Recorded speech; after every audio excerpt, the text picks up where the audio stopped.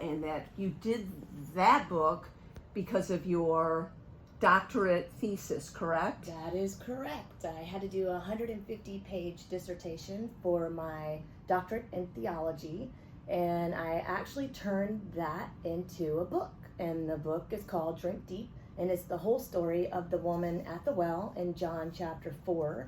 And I broke it down verse by verse, but her name is Photini, Photini, and she's known as the Enlightened One.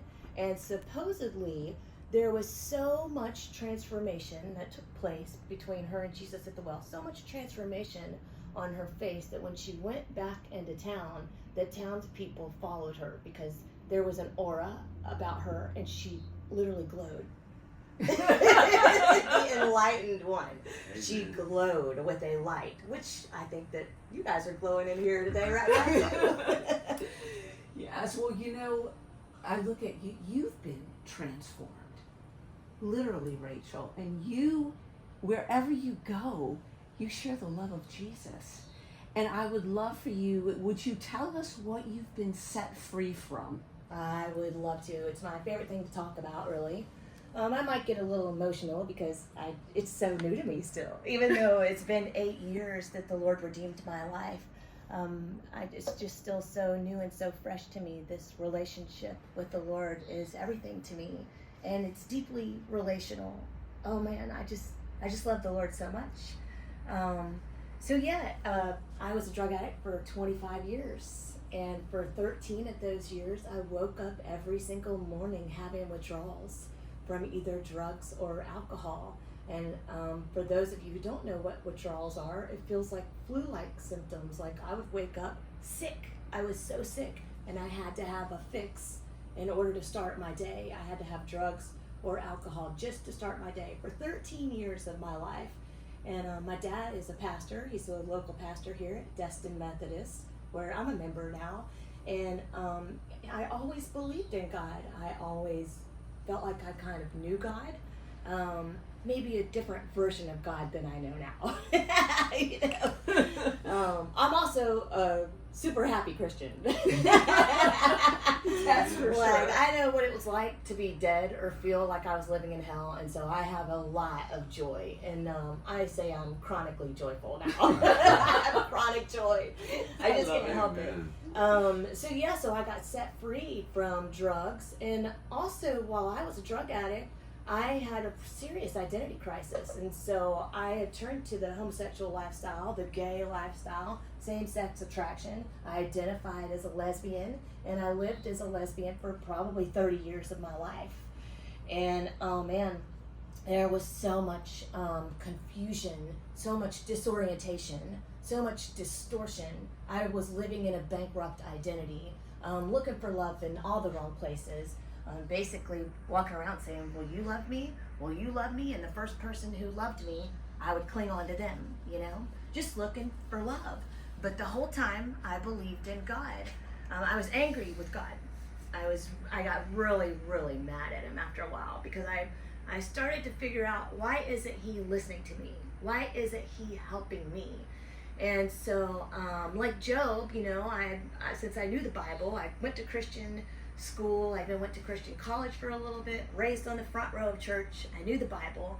And so like Job, I had heard that if you know how Job's wife was like, Job, you should just cuss God out and you'll die. So I did that. I tried over and over again. I would lay in bed at night and I would just cuss God out. I was so angry. And years later, one of my friends said, you know, Rachel, even when you cussed God out, you were believing in him. That was belief, you know. And I thought, man, he listened to every single thing that I said, and he still loved me unconditionally. He loved me, and I could hear him sometimes, and he would tell me, like, even in my darkest night, he would tell me, you're gonna be okay, I got you, you're gonna be okay. And somehow I made it through my addiction and made it through the gay lifestyle, along with a lot of other things. You know, I've ended up going to jail a lot. I was incarcerated about 8 different times, charged with 8 different felonies. I know, I can hardly believe this old life that I lived, and I'm here to tell about it, you know. But I got set free. I met Jesus Christ almost 8.5 years ago. Can you tell us how you met Jesus? Oh man, I would love to. So I'd been to rehab about 4 or 5 different times, faith-based rehabs. And I thought, man, I'm just never going back to church again, and I'm never going to rehab again. That's just not working for me. And a guy in Birmingham, Alabama, where I'm from, he said, Rachel, you should come and listen to this lady who's coming to speak at a local church. She's going to give her testimony. And I literally said, why in the hell would I go back to church? I was done. I was so done with it.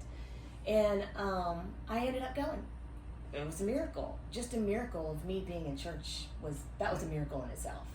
And I was sitting there, and this woman got up to give her testimony. She's filled. I could just feel the glory of God. I could feel love pulling me in again. Love saying, just believe in me one more time. I'm not afraid to earn your trust. You know? Just believe in me one more time. And so she gets up, she tells her story, and I say after she told her story, I had something that I didn't have in a while, and it was a hopeful feeling. I had hope again. And I met her that night, and come to find out she had a women's home. And the next morning I text the guy who invited me to go here, and I said, I gotta have what she's got, and I'll do whatever it takes. And he said, Rachel, I'm sitting across my dining room table with Dawn right now, and she said that if you would like to be a daughter in her home, that pack your bags and you can go back to her women's home with her. And I said, I'll go. And that began my whole life change. I got in the car with Dawn 3 days later, and I said, I'm going to be really sick. I've had withdrawals for 13 years. I know what it's like. And it was like I was ready to white knuckle it. I was ready to buck up and do it myself and take the punishment that I deserved. And you know what she said to me? I said, I'm going to be sick. And she said, Rachel, she said, you don't have to suffer because Jesus Christ already suffered for you. And it was in that moment that I got radically set free from all addiction and set free from homosexuality. Although I didn't know it at that moment about the homosexuality part. I could feel myself coming alive. I never had one single withdrawal. I expected the withdrawals. I never had one. An hour would go by and I'd say, I feel pretty darn good.